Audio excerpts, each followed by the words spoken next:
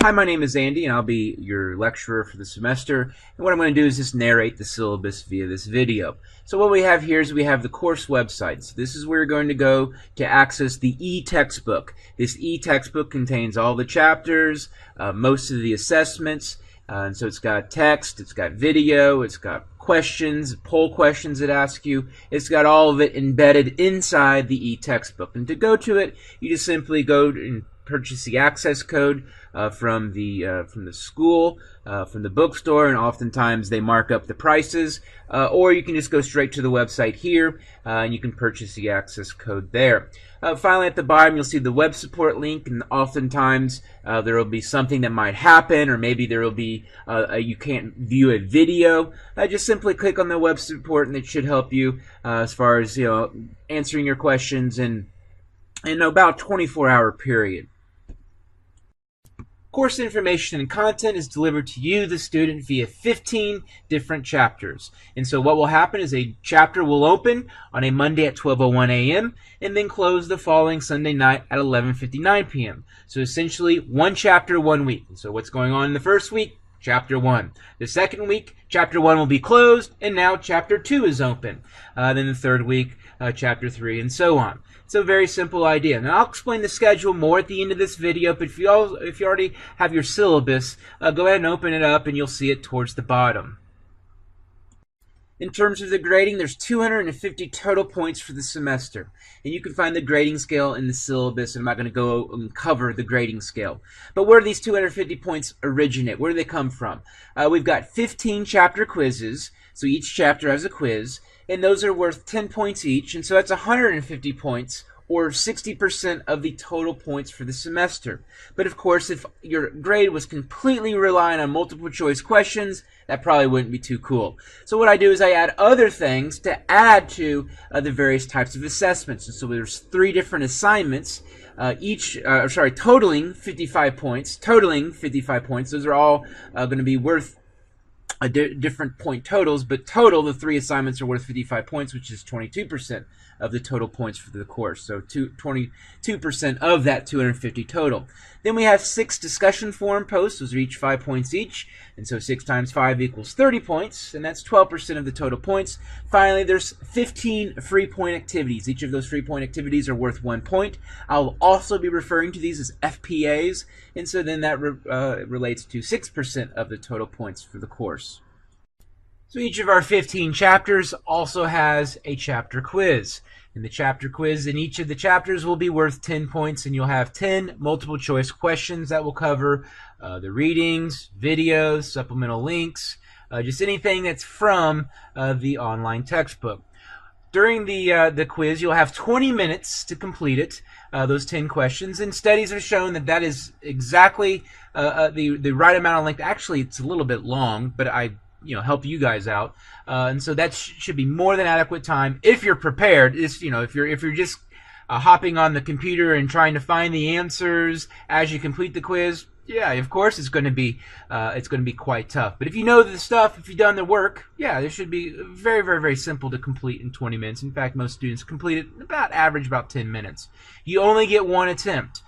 So instead of taking it as many times, me scoring the best one, nope, pressure's on. You get 1 attempt, but that's how life is. Next up are the 3 different assignments of varying degrees of difficulty represented in the point totals for each. First off, we've got assignment 1, which is located in chapter 2. So that's assignment 1 will be something that will be due during the first week of the semester. It's only worth 5 points. It's a very, very simple assignment. Step up the degree of difficulty for assignment 2, which will be found in chapter 4, and that's worth 10 points. Then there's the country profile assignment. So once again, if this course was just nothing but multiple choice questions, does that really showcase learning? Probably not. What is a really good way to showcase learning is adding other types of assignments. And so the one big written assignment is the country profile assignment. And I'll explain that more in depth here in a minute. But what will happen is the country profile assignment, you'll have 3 different options. But each country profile assignment, so the one that you choose to do, is worth 40 points. Now let's focus in on the country profile assignments, the largest assessment in the entire semester for this course. So here, the country profile assignment, you have a choice. You can do option 1, which happens in the early part of the semester, option 2 somewhere in the middle, and option 3 towards the end. And so the idea there is, with having choice, then, let's say you're going to have, give birth, or you're going to get married, or you're going to have a funeral early in the semester, then later in the semester when maybe you have more free time. And so that's the idea with these choices. Also, maybe they're related, so they'll open up, and then 2 weeks later they'll close. What they also do is they cover concepts discussed in that current chapter or maybe the week or two prior. So essentially what these are is application of concepts. This doesn't go out and memorize or copy and paste stuff, I should say, and regurgitate it and paste it into a Word given data and some information about some random country you probably never heard of. Now you apply the concepts in the textbook to that random country. That's simple.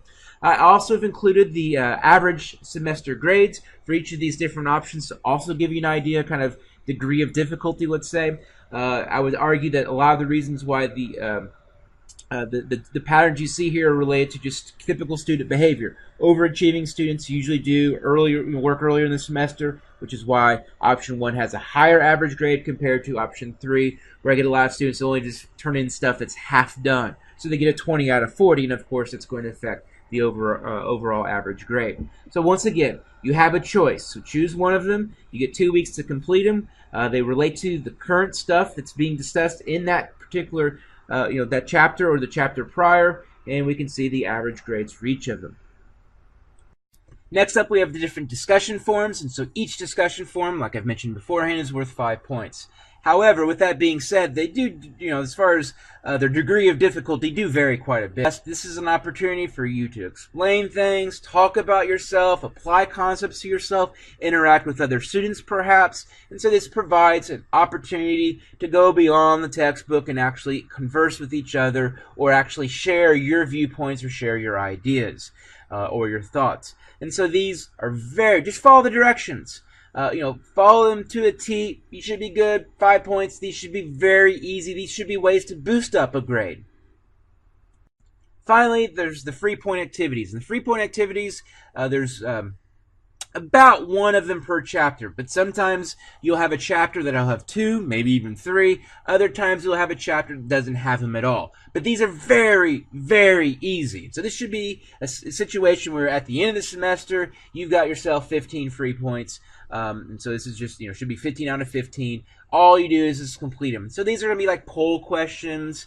These are going to be questions. How do you feel? What are your thoughts? And what will happen is I'll collect that data, and then I'll share that data with everybody. And so it's kind of a deal where I use this to also understand kind of what you're thinking. But these are very, very simple. And you'll see one starting off the very first chapter at the beginning. You'll see a very simple free point activity to kind of showcase what these are all about. Finally, here's the schedule as shown in the syllabus. So this is just another way to kind of trying to visualize and understand the layout of the course, the organization of it.